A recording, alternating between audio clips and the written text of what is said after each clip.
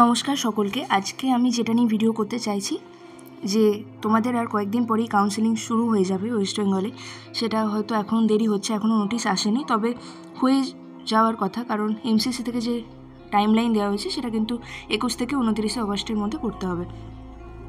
তো আমি আজকে যেটা নিয়ে বলবো যে এই যে ভেরিফিকেশন রাউন্ড হবে তোমাদের রেজিস্ট্রেশনের পর, একটা ফিজিক্যাল ভেরিফিকেশন রাউন্ড হয়, সেটা কিছু কলেজ অ্যালটেড থাকবে, মূলত কলকাতার কলেজ এবং নর্থ বেঙ্গল মেডিকেল কলেজ থাকে। সেখানে গিয়ে তোমাদেরকে বিভিন্ন ডকুমেন্টস নিয়ে গিয়ে ভেরিফাই করাতে হবে, ঠিক আছে? তো তোমরা কি করবে, এই ডকুমেন্টসটা মানে এই পেজটা আমি শেয়ার করছি তোমাদের সাথে, এই ডকুমেন্টসগুলোই লাগে এবং প্রত্যেকটার অরিজিনাল ডকুমেন্টস প্লাস একটা করে কিন্তু জেরক্স কপি তার সাথে লাগবে। ওরা জেরক্সটা রেখে দেবে অরিজিনালটা চেক করার পর, আর বাকি অরিজিনালটা তোমাকে আবার ব্যাক করে দেবে, ঠিক আছে? তো ফার্স্ট 1 নম্বর দেখো কি লেখা আছে, কাস্ট অর কোটা সার্টিফিকেট। এটা ইফ অ্যাপ্লিকেবল, যদি কেউ জেনারেল থাকো বা কারোর কোনো কোটা না থাকে, আলাদা করে কোনো কাস্ট সার্টিফিকেট না থাকে, তাহলে তাদের লাগবে না। যাদের আছে তারা কিন্তু অবশ্যই এটা রেডি করো এবং তার সাথে একটা জেরক্স কপিও রেখে দিও। নেক্সট হচ্ছে non creamy layer certificate, income certificate in caste OBC EWS from proper authority. এটাও যাদের লাগবে তারা, এটা বুঝতেই পারছো তোমাদের যাদের রেডি করা আছে কিংবা এখনও রেডি হয়নি, আশা করি অনেক সবারই রেডি করা আছে, তো সেইগুলো কিন্তু তোমাদের লাগবে। আর যেহেতু এটা 2023-এর, তাই এখানে দেখো লেখা আছে original certificate is issued before 1/4/2022, ঠিক আছে? এটা একটা টাইমলাইন ছিল, তোমাদের যাদের যেরকম তোমরা জানো সেই মতো কিন্তু তোমরা করে নেবে।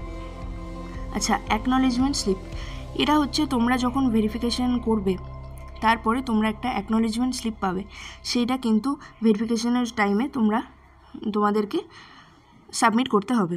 4 নাম্বার দেখো নিট ইউজি অ্যাডমিট কার্ড, এইটা হচ্ছে তোমরা যে অ্যাডমিট কার্ডে এক্সাম দিয়ে এসেছো সেই অ্যাডমিট কার্ডটা কিন্তু লাগবে, ঠিক আছে?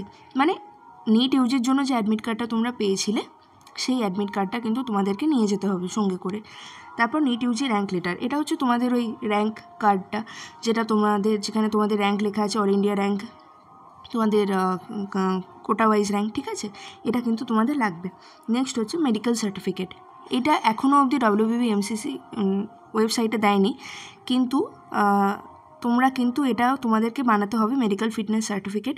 এটা কিছু কিছু কলেজের ওয়েবসাইটে দিয়েছে, আমি 2023-এরটা পারলে তোমাদের সাথে শেয়ার করব, মোটামুটি একই থাকে, তবে আমি তোমাদের সাথে শেয়ার করে দেবো 2023-এরটা যদি আমার কাছে থাকে, কিংবা কিছু কলেজে 2024-এর জন্যও বার করা হয়েছে, তো আমি যদি পাই তোমাদের সাথে শেয়ার করে দেবো। না হলে একটু অপেক্ষা করে যাও, হয়তো WBB/MCC-তে আবার নতুন প্রোফর্মা দিয়ে দিতে পারে, ঠিক আছে? নেক্সট হচ্ছে ক্লাস 12 মার্কশিট, এটা হচ্ছে তোমরা যা বোর্ড থেকে 10+2 এক্সাম দিয়েছো সেই মার্কশিটটা লাগবে।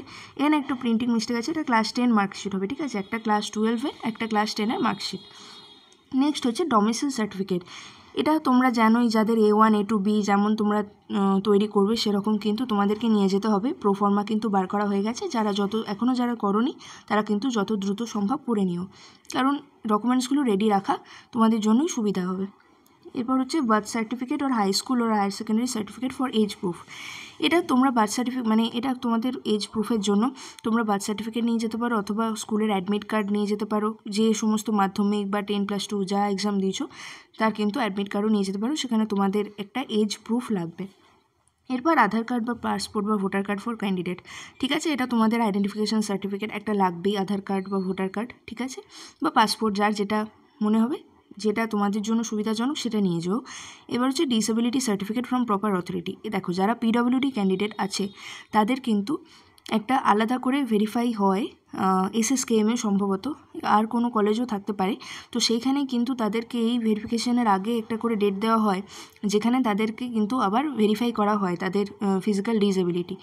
তো সেই অথরিটি থেকে যে তোমাকে সার্টিফিকেট দেওয়া হবে সেটাও কিন্তু অবশ্যই নিয়ে যাও, প্লাস তোমাদের আদার্স যে ডিসেবিলিটি সার্টিফিকেট থাকতে পারে সেটাও নিয়ে যাও, ঠিক আছে? নেক্সট হচ্ছে ট্রানজ্যাকশন রিসিপ্ট, এই ট্রানজ্যাকশন রিসিপ্টটা হচ্ছে তোমরা রেজিস্ট্রেশন করতে হবে তো ভেরিফাই করার আগে, তো সেই রেজিস্ট্রেশনের সময় তোমরা কিছু অনলাইনে তোমাদেরকে ফিজ দিতে হবে, রেজিস্ট্রেশন ফিজ, সেই যে তোমরা ফিজটা পেমেন্ট করেছো তার একটা ট্রানজ্যাকশন রিসিপ্ট আসে অনলাইনে পেমেন্ট করার পর, যে ওই রসিদটা আসে, সেই অনলাইনের রসিদটা তোমাদেরকে নিয়ে যেতে হবে। ওই যে অরিজিনাল কপিটা বেরোবে সেটা প্লাস একটা জেরক্স রাখতে পারো, ঠিক আছে? একই ব্যাপার হয়। তো এই হচ্ছে মোটামুটি পুরোই ভেরিফিকেশনের জন্য এই সমস্ত ডকুমেন্টস কিন্তু লাগবে। এইভাবেই তোমরা নিয়ে যেও। এটা কলকাতা মেডিকেল কলেজ থেকে এই মানে এই রিসিপ্টটা দিয়েছিল, এটা গত বছরের। এবং প্রত্যেকটা কলেজেই এরকম করেই এক একটা তোমাদেরকে কাগজ দিয়ে দেবে ভেরিফিকেশান রাউন্ডে যাওয়ার পর। তো সেই মতো তোমাদেরকে এই সমস্ত কিছু সাজাতে হয়। এবার প্রত্যেকটা কলেজে এই অর্ডারের চেঞ্জ হতে পারে, কিন্তু ডকুমেন্টস কিন্তু এইগুলোই লাগবে। তো ভেরিফিকেশানের জন্য কিন্তু তোমরা অবশ্যই যেগুলো রেডি নেই সেগুলো রেডি করার চেষ্টা করে নাও এখনের মধ্যে। এবং সমস্ত কিছুর কিন্তু জেরক্স কপি 3-4টে করে রেখে দিও, কারণ বারবার তোমাদেরকে কিন্তু এই জেরক্স কপি আর অরিজিনাল লাগবে।